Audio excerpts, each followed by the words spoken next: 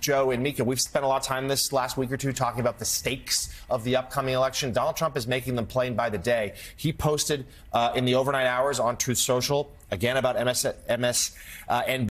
He, of course, called us MSDNC, and threatened again to have the government crack down on a network's broadcasting license, saying our so-called government should come down hard on them and make them pay for the illegal political activity, which in his estimation is simply being critical of Donald Trump. And he writes, much more to come. Watch.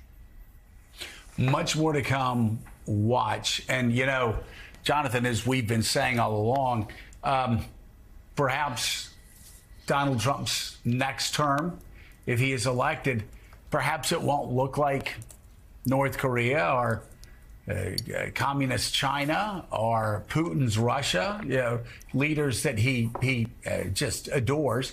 Maybe it looks more like Orban's Hungary. He has talked about Orban's Hungary or Erdogan's Turkey. But you look at what happened in Orban's Hungary, and you actually have an illiberal leader who brags about hating liberal democracy and brags about his country being illiberal. And what you do, Mika, is you do what Orban has done is he's chased off his critics in the media, and he's done it through regulation. He's done it through sham tax investigations.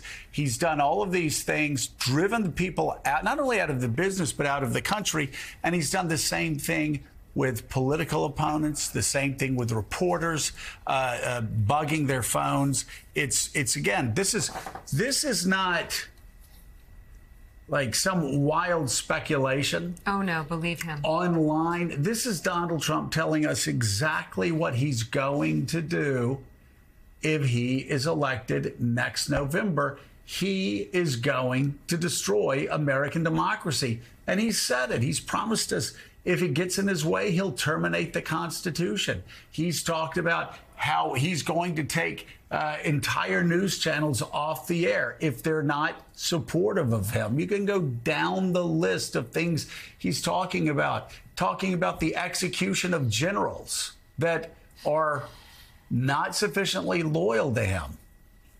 That's what Donald Trump is promising to do. That's not even what he's likely to do beyond that. That's what he's already promising us he's going to do.